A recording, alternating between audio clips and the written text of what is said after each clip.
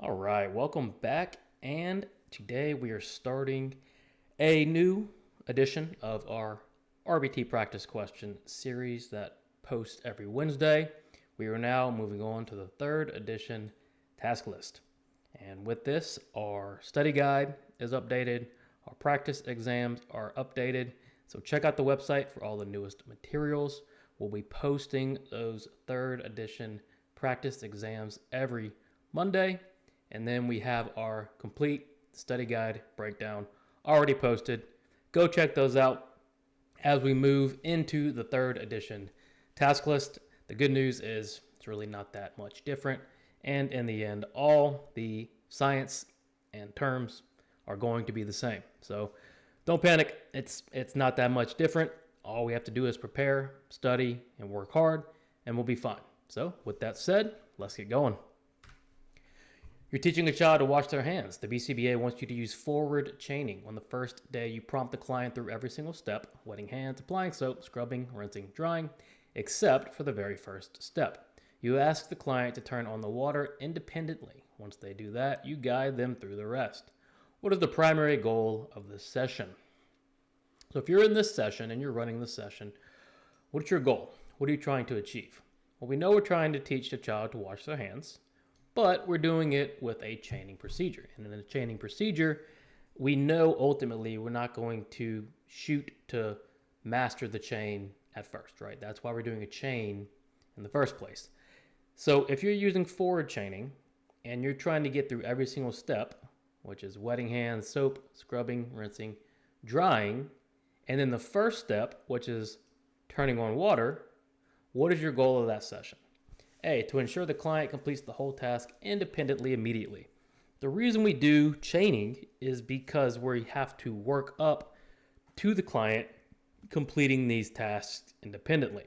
If they could learn the task without having to break down the steps, then we never would. B, to make the client dry their hands independently first. If we try to do that, that would be backwards, right? Because drying is the last step. We're not doing backwards chaining.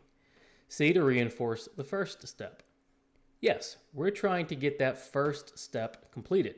And in forward chaining, we have the first step, reinforce. Second step, reinforce. Third step, so on and so forth. And so in this case, our goal is to reinforce that first step. D, to see if the client can do the middle steps without help. No, we are looking at that first step. That is our goal. That is what we're trying to accomplish. While at the grocery store with the client begins to scream and pull on your arm the moment you walk past the candy aisle. In the past, the parents have often bought the client a chocolate bar to stop the screaming. What would you hypothesize the function of the behavior is? So function questions should be hopefully very straightforward. What is the function of the behavior? Well, it's why the behavior is happening. And in ABA, we say the behavior can happen for escape, for attention, for a tangible, and automatic, which is internal stimulation, or you don't need somebody to deliver the reinforcement. So with that said, when you're choosing the function, you need to think what is being gained or gotten rid of with the behavior. Here, the client is at the grocery store with you. They scream and pull on your arm when you walk past the aisle. Now, in the past, we know the parents have bought a chocolate bar to stop the screaming. So in the past, the screaming and pulling leads to what? A chocolate bar. What would you hypothesize the function of the behavior is?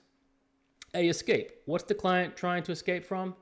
Doesn't seem anything, right? It doesn't seem like the store's the issue. It seems like they want that chocolate bar. B, attention. It doesn't appear they're trying to get your attention or attention in general, because usually they get that chocolate bar and that's what the parents will give them. C, automatic. Since this is socially mediated, we're not going to consider this an automatic behavior.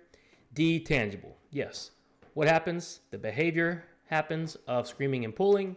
Typical consequence is get chocolate bar, which is our reinforcement. So in the future, what happens? They see candy, they pull, they get chocolate. And that's how these behaviors start to build over time. Our hypothesized function would be D, tangible.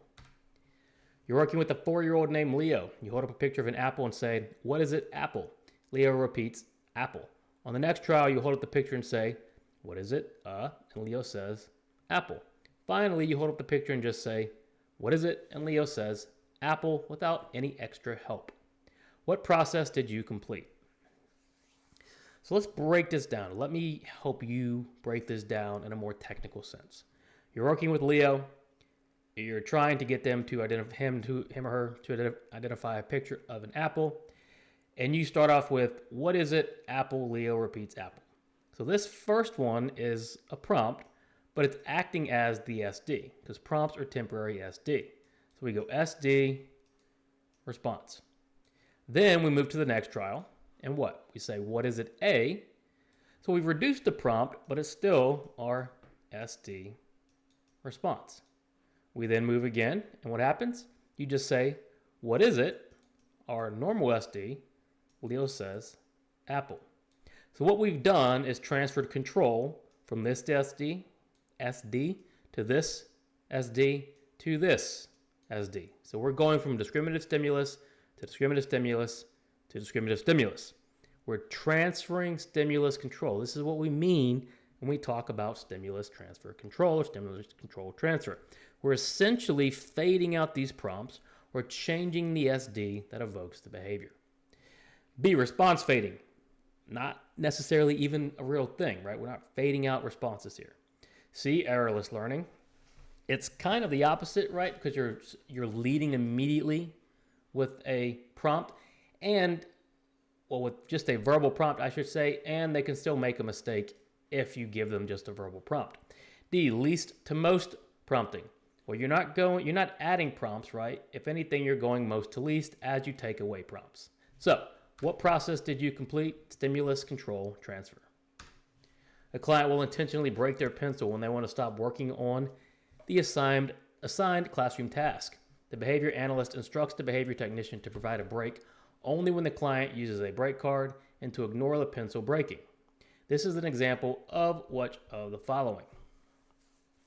So what is the technician implementing here? We have a client who's breaking pencil to stop working on task. So again, back to function, break pencil, consequence is escape. Analyst says, provide a break only when client uses a break card, ignore pencil breaking. So this is now on extinction, right? And then we have break card, okay? This is on extinction. Consequence is extinction, I should say. And now we have break card being what? Reinforced. So what do we call it when we put one behavior on extinction and reinforce another? Well, differential reinforcement. Now, is the break card alternative or incompatible with breaking a pencil? Well, it's going to be alternative. You can break a pencil and still give a break card. Those two are not incompatible. But is it also functional communication training? It is, because you're teaching the client to ask for a break appropriately or in a more socially valid way. So not only are you teaching an alternative behavior, you're also teaching functional communication. You're shadowing a student in a classroom. Your BCBA asks you to use whole interval recording with 30-second intervals to track on-task behavior. During a specific 30-second interval, the student works on their assignment for 25 seconds, but looks around the room for the last 5 seconds. How would you record this interval? So we've got interval recording, which is a type of discontinuous measurement. And as always, let's write out or draw our little interval chart. So we have 30-second intervals, okay? If we have a whole interval, it has to happen the whole time. If we have a partial interval, it has to happen only part of the time. If we have a momentary time sampling, it has to happen the moment it ends. In this case, what are you using? You're using whole interval. So that behavior has to happen the whole 30 seconds. In this case, the student worked for 25 seconds. How are you going to record this?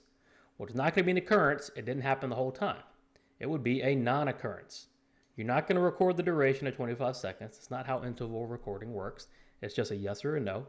And it isn't a partial occurrence. This is why discontinuous measurement can sometimes be misleading. Still useful, but can be misleading. because this student was on task for 25 seconds, data are going to show they weren't on task at all for that interval.